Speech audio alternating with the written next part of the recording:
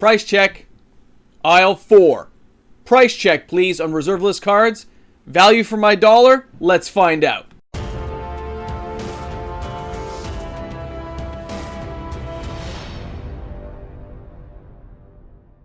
Hey guys, welcome back. MTG Moxman here. If you're new to my channel, you're somehow finding me out there in the cyber universe of YouTube, well, thanks a lot for checking out my content today. Please remember to smash that subscribe button and join in the fun. It's free to do and help support the channel. It's the easiest thing to do. We're going to take a look today at some great prices. But are they good enough? Do they tempt you enough to buy them? That's the whole point of a price check, right? To see if the card is the right price at the right time for you, the consumer. Alright guys, we're going to take a look first at Cyclopean Tomb. Now Cyclopean Tomb is an alpha beta unlimited only. That's as far as it went, never got to revised. It is reserve list. When you look at this bad boy, remember he turns things into swamps with little counters. We used to copy this card over a couple times, have some fun before the restricted copy artifact. We had a blast with this card. But even nowadays, this card can be highly effective in certain types of decks. Now, the cheapest price I could find was $205 Canadian. I converted things over to find the cheapest prices. That was the cheapest price going from Card Market, TCG Player, all the things I've checked out. The cheapest I could find was $205, okay? Very nice card, very good price. It has gone up. This card used to be like a $50, $60 card. It's slowly been creeping up, and it's an undervalued card, okay? I can see this card easily hitting $500, judging from what my charts will show me over the next 5 years. So enjoy this card if you have it. You got some value there. It's something definitely to keep an eye on. Now, this bad boy, we talked about in the channel. When this card was $130 for the collector edition, we kind of said, hey, man, you guys should be buying this. I told you people, buy this one. It's a good one. Nowadays, though, we're looking at the cheapest Time Vault from Unlimited is going to run you $1,200. And Time Vault's got a very storied history. Like, when you look at this card, you have to remember, it was banned for a long time in every format. It was just a broken card. We used to animate Artifact and instill energy and take infinite turns, right? You can still kind of do that now, but there's so many other ways of instant killing that they really don't consider this the most effective combo anymore. It's a 2-card combo. It still ends people very quickly if you get the right combinations out. But the cheapest you're going to find for Unlimited is going to be $1,200 Canadian plus.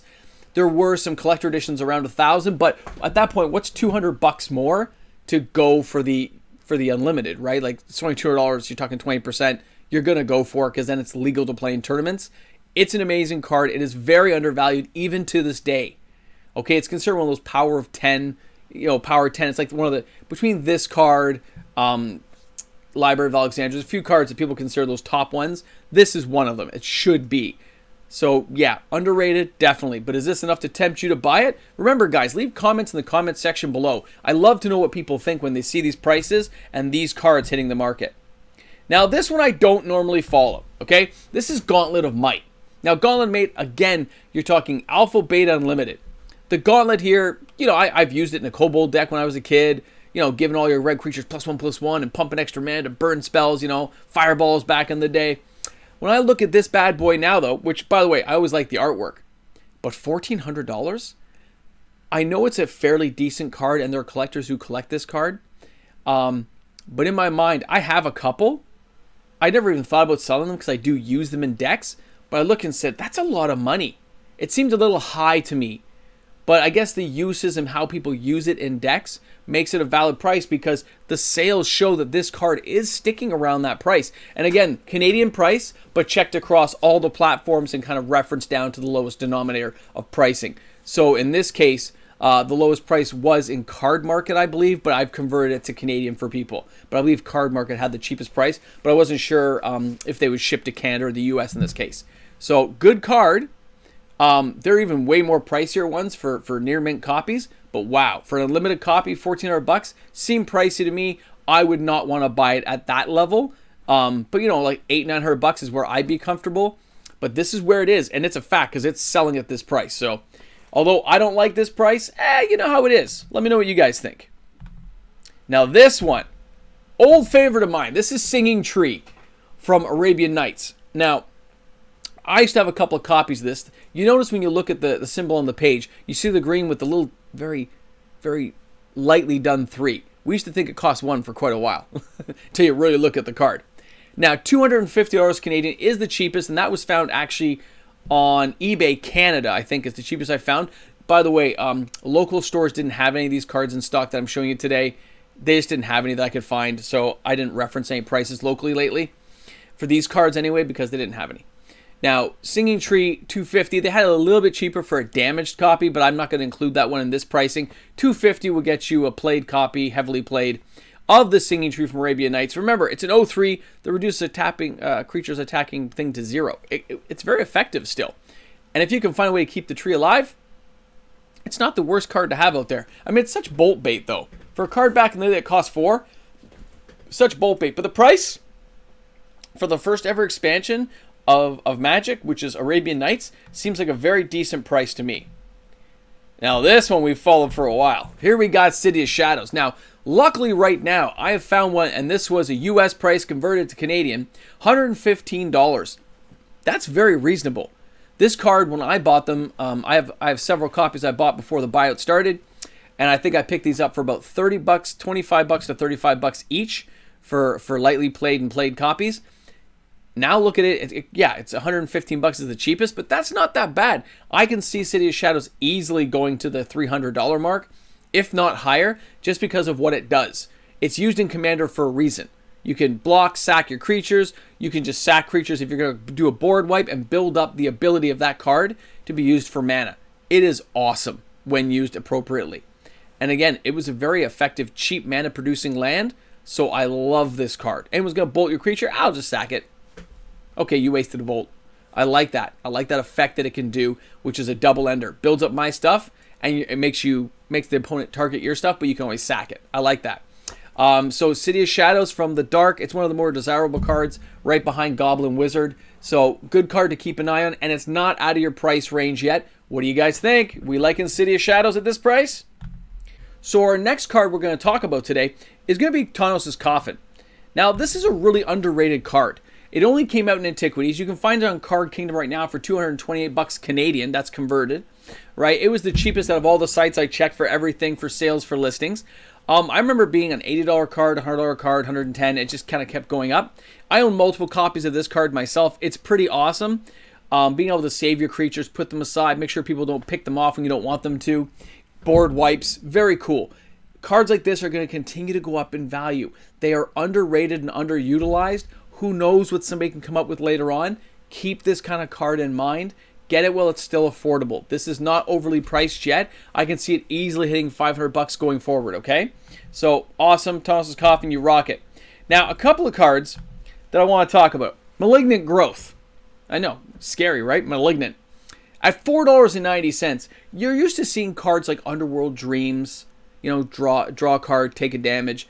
But look at Malignant Growth. Yes, it has a cumulative upkeep. Okay, I get that. It's 1, then it's 2, then it's 3, in case you guys don't know how it works. But this one here says they get to draw the opponent's drawing an additional card every turn. Okay? But as they're drawing the cards, they're taking damage from it. And it's just accumulating damage. Yeah, they're drawing a lot of cards, but they're taking a lot of damage. By turn 6, they've killed themselves pretty much, right? Especially if you've done a little bit of damage. But you're not used to seeing this with blue and green. These are underutilized cards that have real potential later on for coming out and doing some serious damage to decks who are not prepared to see strange cards like this. When you're looking for that fun style kind of factor, you can build some pretty fun, janky decks with all kinds of weird stuff going on that you wouldn't expect. And players won't expect it either, and that's part of the fun of Magic, not knowing what you're going up against. Yeah, it's probably going to lose 6 times out of 10, depending on how you build the deck. Blue-green, though. Think of the combinations you can use right now in Commander decks. Make that card very fun. Now, another card that can kind of go everywhere is the Miser's Cage. We used to use cards like this, you know, back in the day, Vice with rack decks and stuff. When I look at this as a Mirage card and say $5 to $7 Canadian, just to go out and get one of these cards, these are cards you can just get a play set, spend $25, keep a play set at home, use them later on, use singles, or, you know, watch it slowly trickle up over the years because it's going to gain value. Artifacts can go anywhere, remember that. Artifacts back in the day were more powerful for a reason. They were harder to get in packs. People kind of forget that. They weren't like all the time. You know, nowadays we have like mythics and stuff. Artifact stuff were the hard cards to get. So way to go, Miser's Cage. You're rocking it out. Especially at that price, right? Now, the last card we're going to talk about is going to be a little hard to pronounce. Palinchron sounds like a transformer. A 4/5 for 7 seems ridiculously high casting, but you get to untap the 7 that you cast it with. So assuming you can make sure that creature comes out and you get to untap it, this is a reason why the whole Urza's block was crazy, because you could do amazing things. Oh, I cast this out, but I untap my 7 lands. I'm going to go out and cast Time Spiral. Then I'll untap my lands again. Then you could do some really funny stuff. And the fact you could bring this back to your hand as well. And for 115 bucks, it's very reasonable for a creature of this era, this age, with this power level of what it can do in certain decks. And it's underrated. So I can see a card like this hitting the $300 mark in a number of years. Just keep an eye on this kind of stuff in case you get a chance to get one or trade for one, buy one. It's really good stuff out there, guys. There's a lot of cards. So thanks a lot for tuning in. This was MTG Moxman here. Remember to smash that subscribe button, join in the fun, and I look forward to seeing you guys all tomorrow. Have a great one. Chill out. Have some coffee. Army of Darkness. You know, watch the movie. It's good. Maybe have some nachos and cheese with it. Nachos and cheese. Maybe. I'm kind of in the mood for that. Hey guys, big shout out to all my patrons out there and all my regular viewers who make this happen every day. Thanks again. We got Brody, we got Spring, we got Sarah, we got Sandra. You guys are rocking, man. David, you're there too. Charles C., you know what's going on. Guys, thanks a lot for everyone who watches every day. That's right. I've been cleaning. See this? It's all mythics and rares. I was looking. I found this big box. It's just mythics and rares from all kinds of stuff that I just stuffed into my box. Nothing else there. Just mythics and rares. Everything. Boros. Just, I think I have some trade value here. You know? I got to take a closer look. We're going to have to inspect this box, don't you think? You let me know what you guys think. Should we inspect the box? Put that in the comment section.